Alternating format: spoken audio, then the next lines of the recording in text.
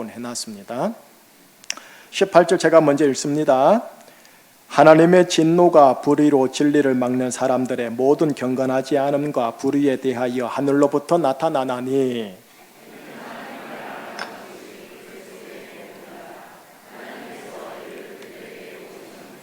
창세로부터 그의 보이지 아니하는 것들 곧 그의 영원하신 능력과 신성이 그가 만드신 만물에 분명히 보여 알려졌나니 그러므로 그들이 핑계하지 못할지니라.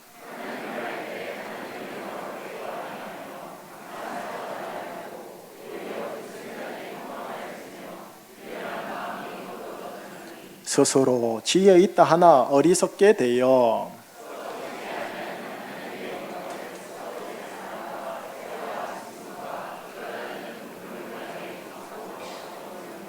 그러므로 하나님께서 그들을 마음의 정욕대로 더러움에 내버려 두사 그들의 몸을 서로 욕되게 하게 하셨으니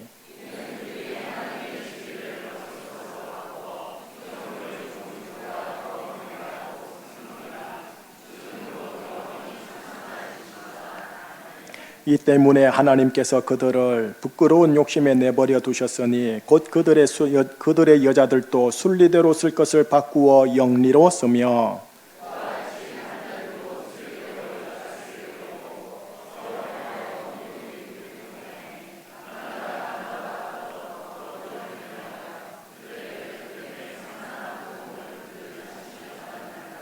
또한 그들이 마음에 하나님 두기를 싫어하매 하나님께서 그들을 그 상실한 마음대로 내버려 두사 합당하지 못한 일을 하게 하셨으니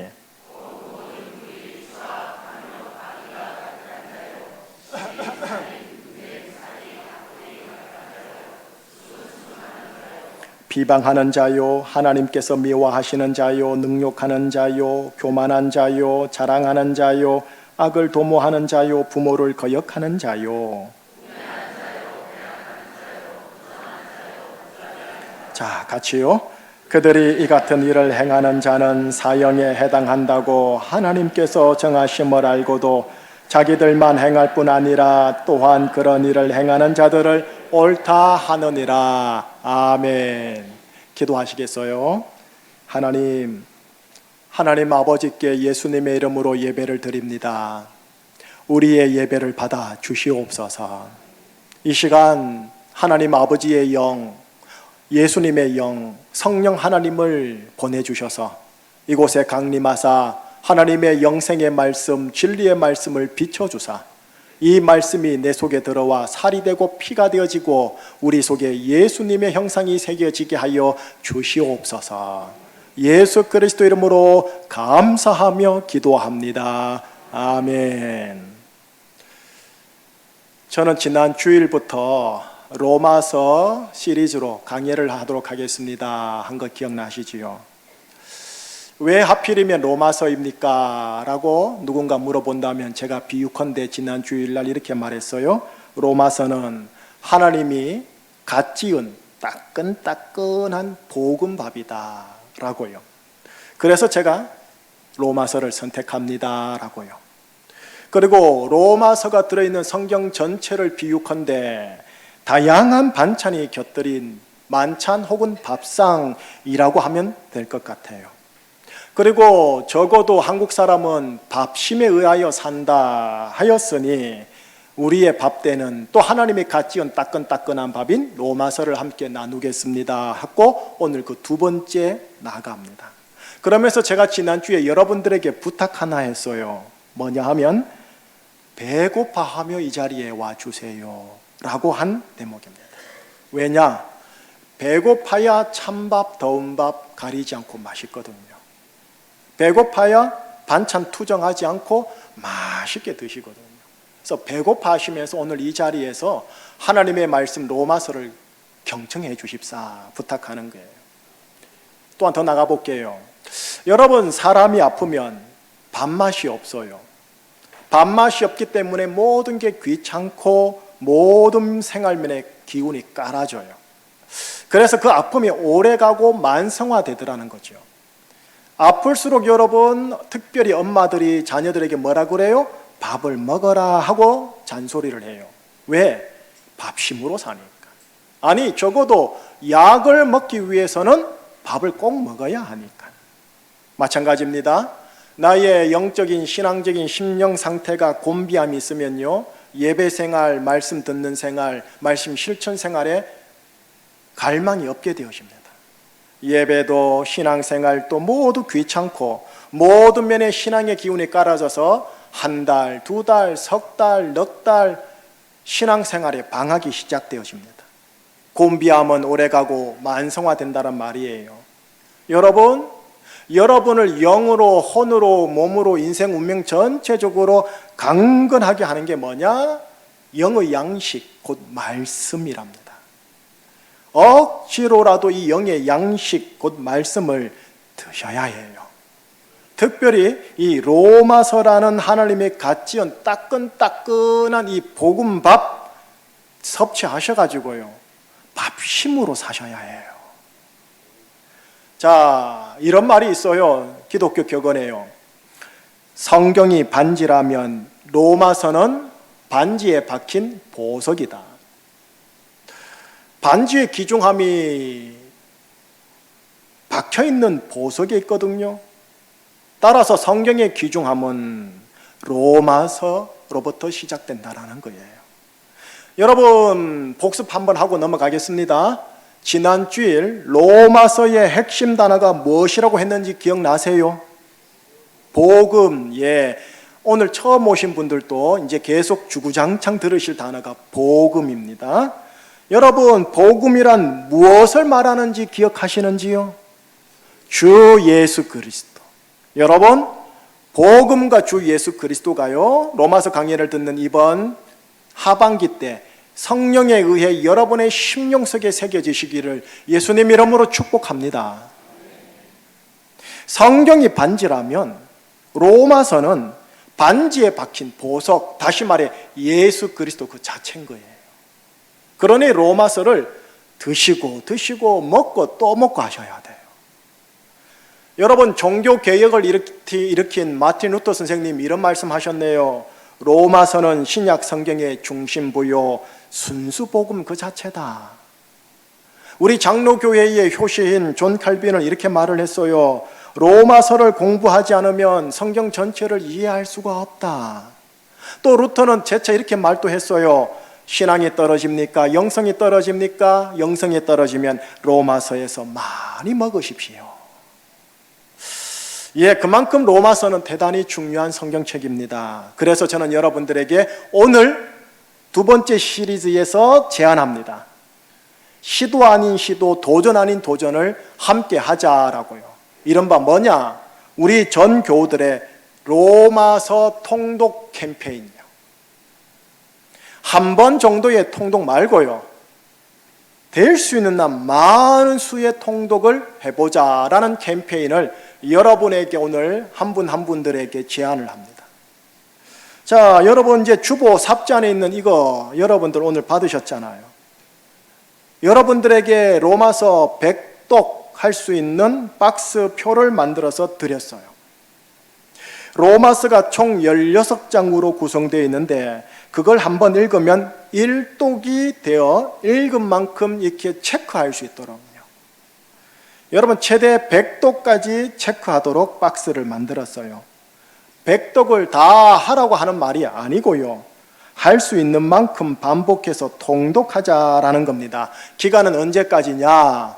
올 연말까지요. 왜냐? 아마 추측건대 올해까지 주일날 로마서를 순서대로 설교할 것 같아요.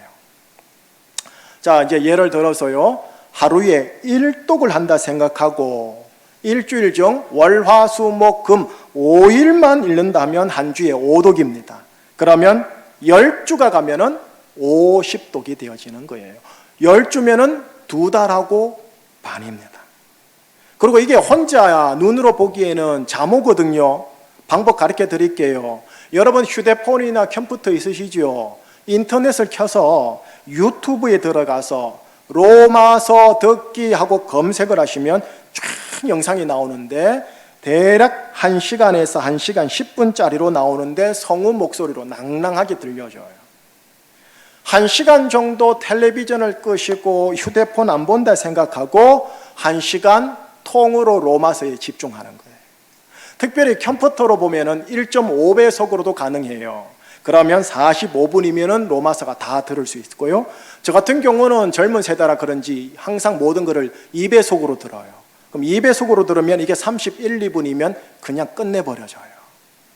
이렇게 한번 로마서 통독을 개인적으로 순원들과 함께, 순장들과 함께, 여전도회, 남성교회 식구들과 함께, 권사회, 안수집사회 함께 선의의 경쟁으로 한번 읽어보자라는 거예요. 무슨 말인지 무슨 의미인지 몰라도 무조건 멈추지 말고요, 반복해서 들어보자라는 겁니다. 왜냐? 계속해서 반복하여 듣다 보면요, 어느 순간 어느 부분이요 톡 하고 뚫어지는 부분이 있고 톡 하고 연결되는 부분이 있고 아하 하고 이해되는 부분이 스스로 이해되어져요. 경험되어져요. 자, 여기 계신 우리 장로님들, 권사님들, 안수집사님들, 이 경험이 많아야 됩니다. 설교 시간에 목사님의 설교에 아멘 하시는 것도 좋은데 로마서 통독을 하시다가 혹은 성경을 통독하다가 이 경험이 들어있어야 된다라는 거예요.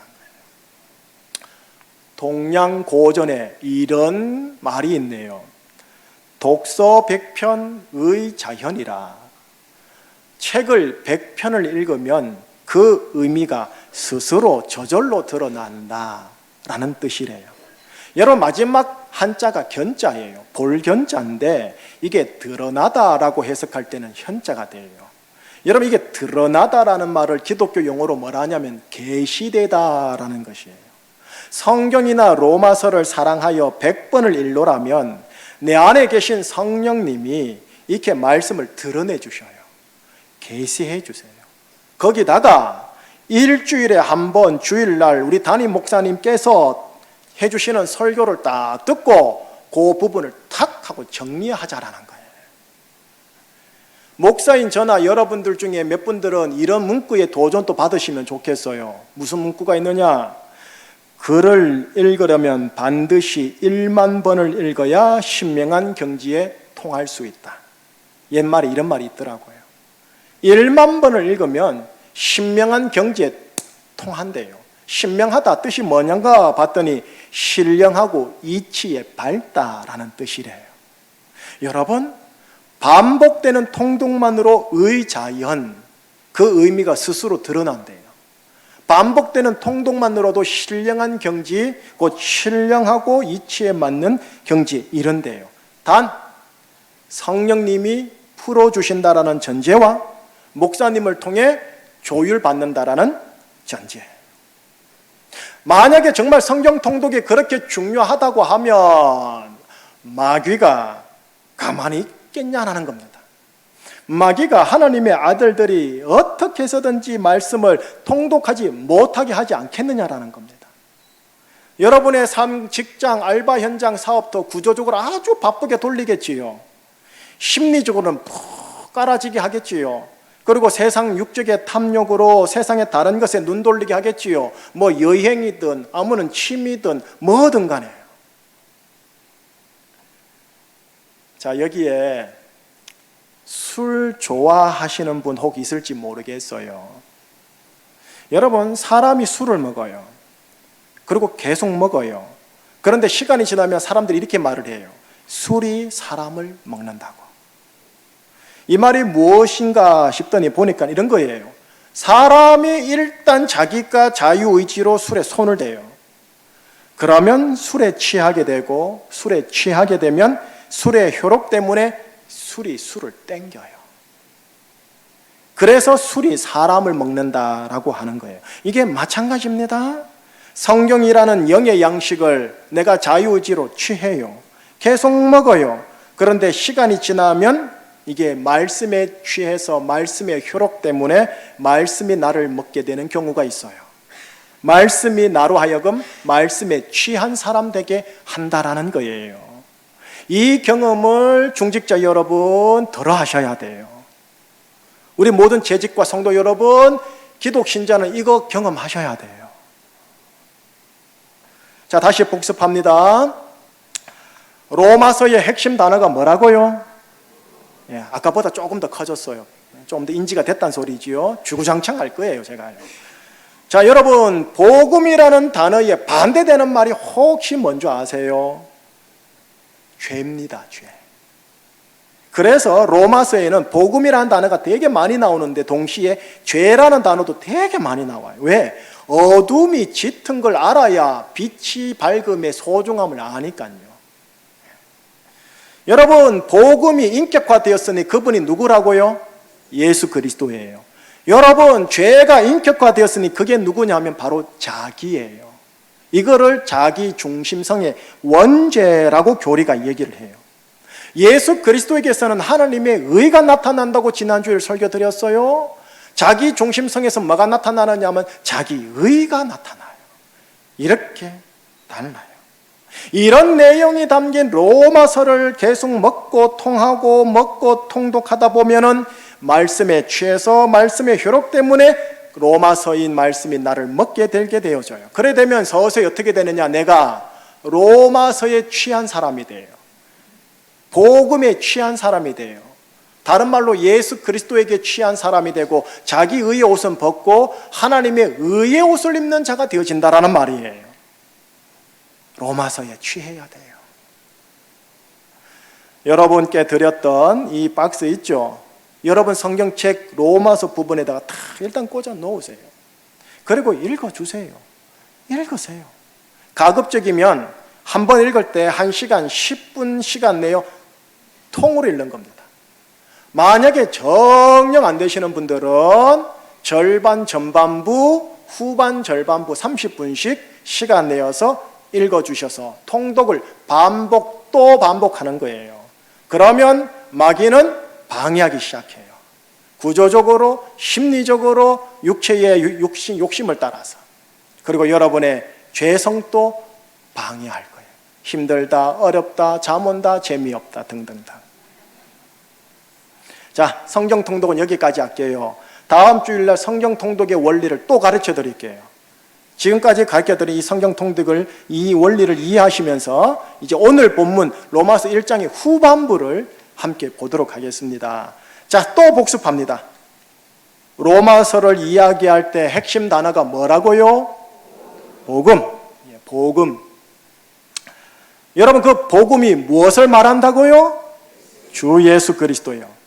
자, 그렇다면 이 복음과 주 예수 그리스도 반대편에 있는 것, 그게 뭐라고 그랬습니까? 조금 전에? 죄요, 죄. 그리고 자기라는 자기 중심성의 원죄라는 교리 단어요.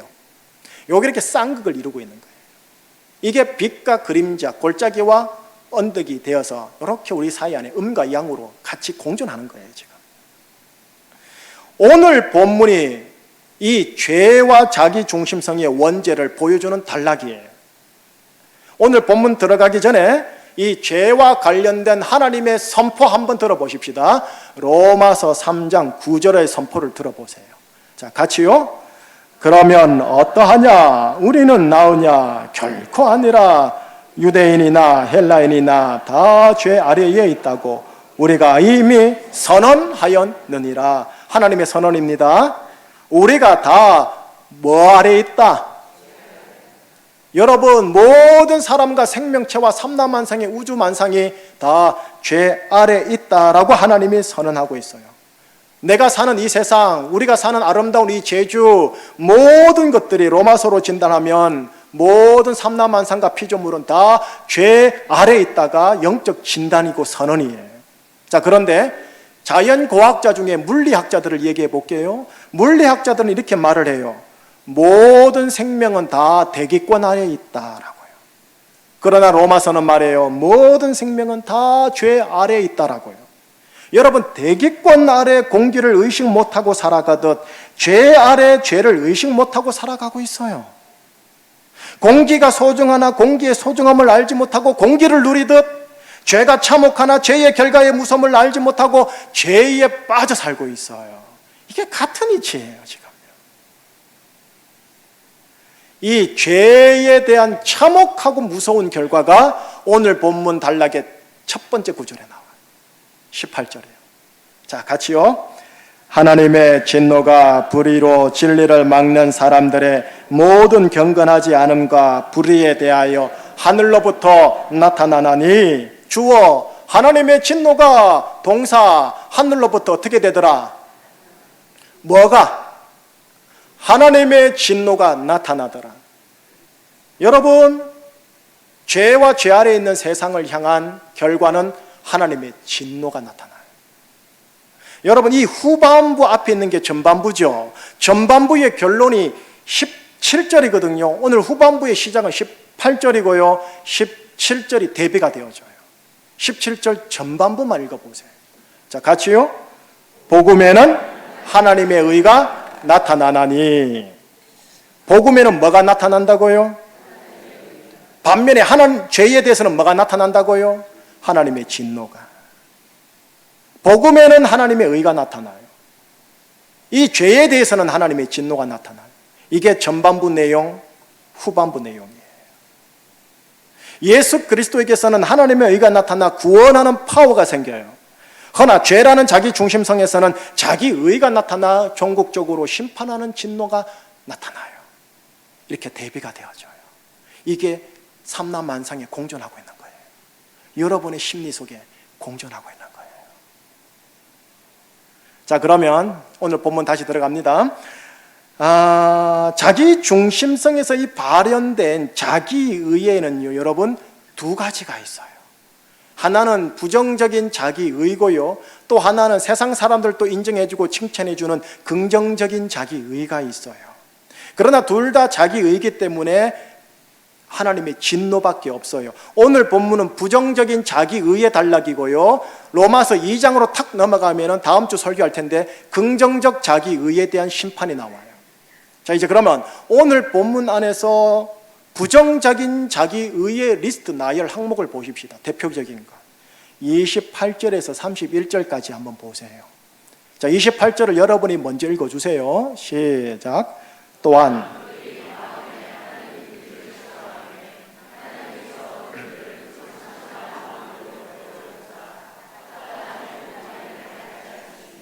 곧 모든 불의, 추악, 탐욕, 악의가 가득한 자요, 시기, 살인, 분쟁, 사기, 악독이 가득한 자요, 수군수군하는 자요.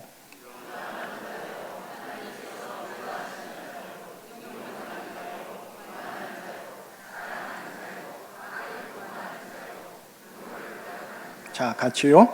우매한 자요, 배약하는 자요, 무정한 자요, 무자비한 자라. 여러분, 여기 지금 나열되어 있는 게 대표적인 거예요. 다가 아니고요. 부정적인 자기의의 리스트예요. 여러분, 이거는 예수 믿지 않는 사람들도 권선징악의 징악으로 보게 되는 부정적인 자기의예요. 여기에는 하나님의 진노가 하늘로부터 나타나요. 자, 이제 보십시다. 샘플만 29절.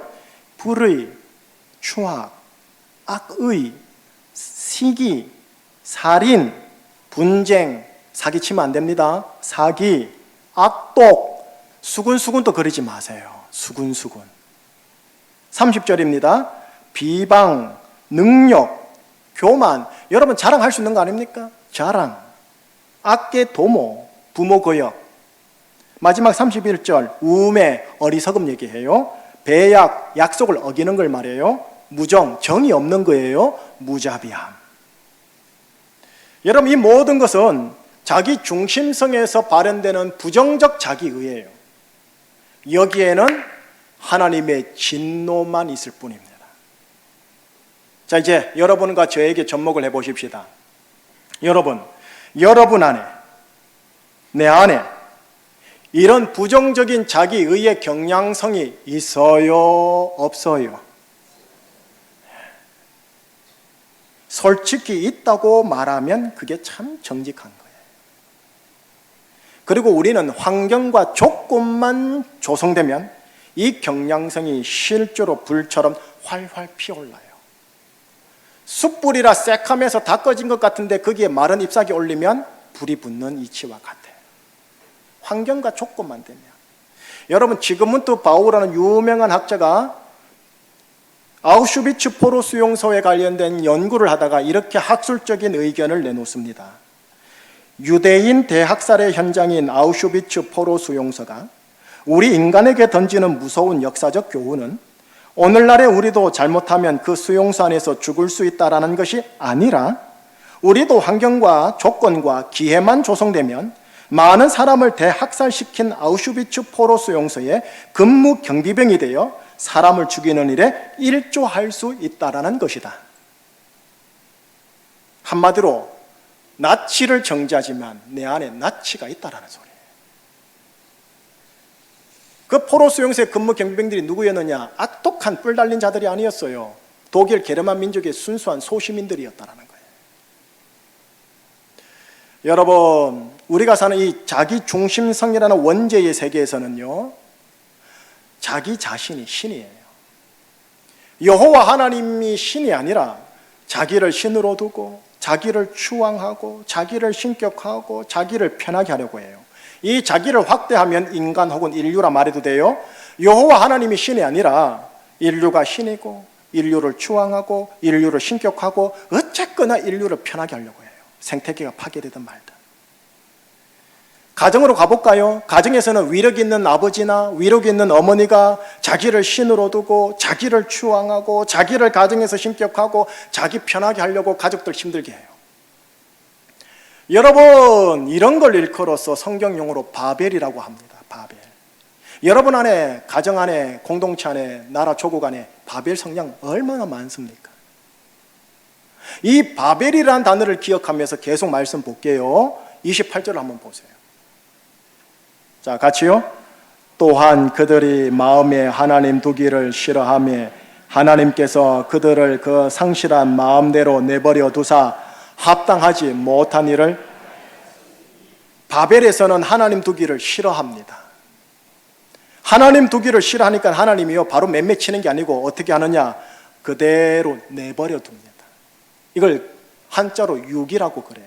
그대로 유기해버려요. 그러나 마지막엔 하나님의 진노하심만 있을 뿐이에요. 32절도 보십시다. 32절입니다. 자, 같이요. 그들이 이 같은 일을 행하는 자는 사형에 해당한다고 하나님께서 정하심을 알고도 자기들만 행할 뿐 아니라 또한 그런 일을 행하는 자들을 옳다 하느니라. 바벨에서는요, 자기 중심성이 옳다, 이게 맞다, 하나님은 사형, 죽음이라고 얘기하는데 아니다 라고 얘기해요.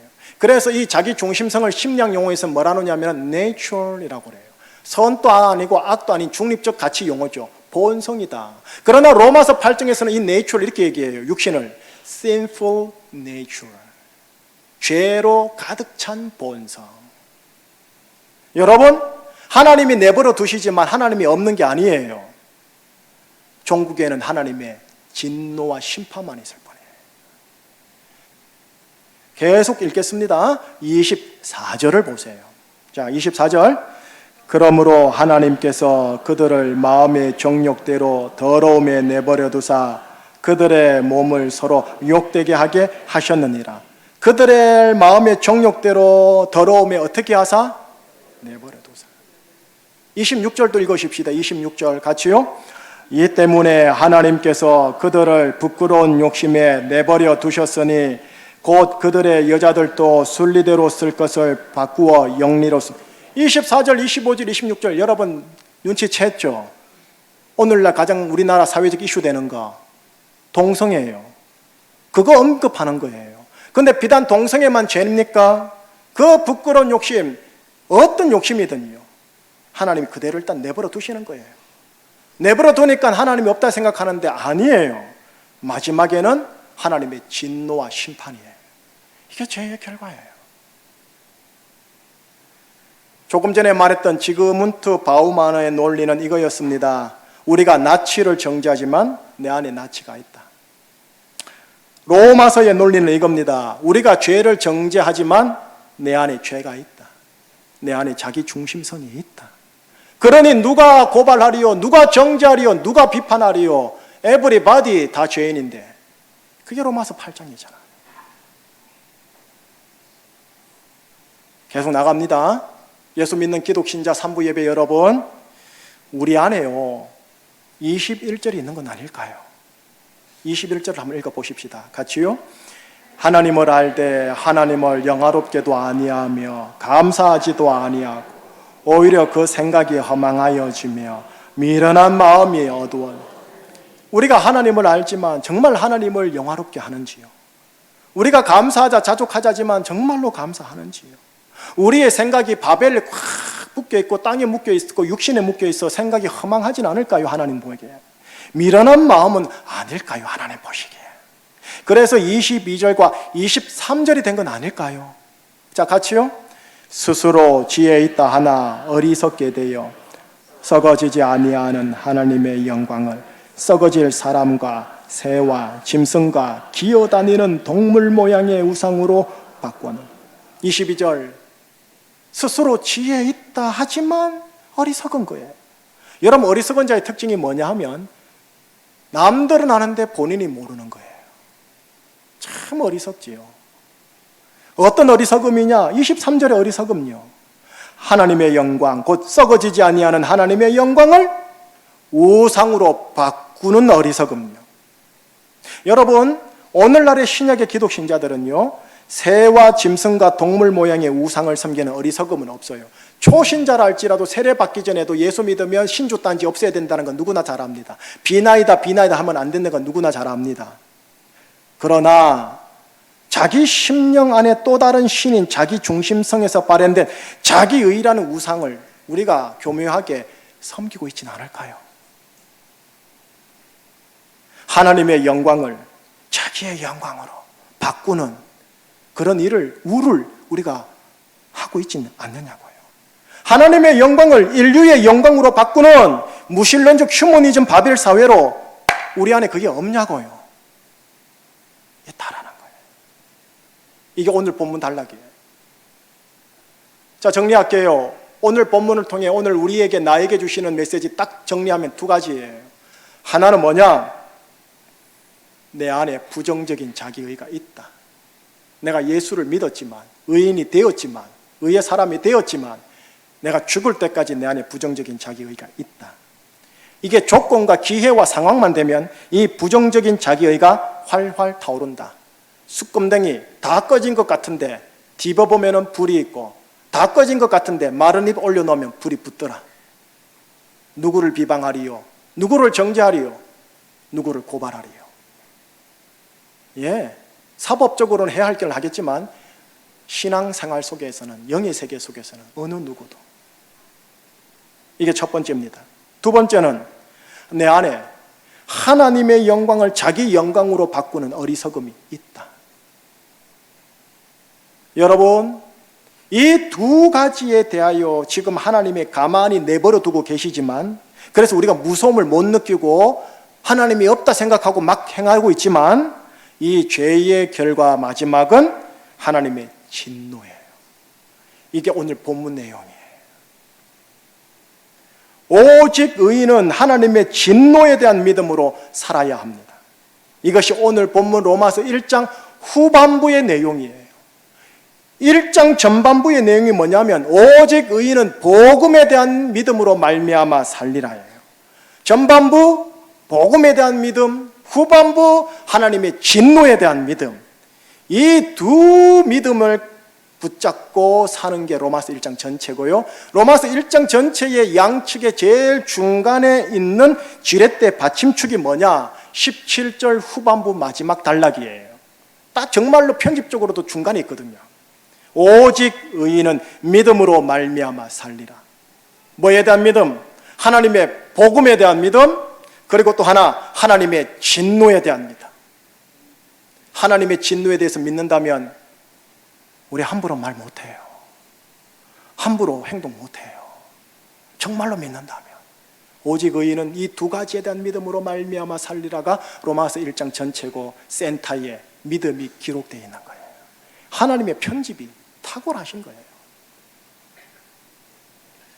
여러분, 유대인이나 헬라인이나 우리 배달결의 한민족이나 모두 다 죄 아래에 있다고 하나님은 선언해 버렸습니다.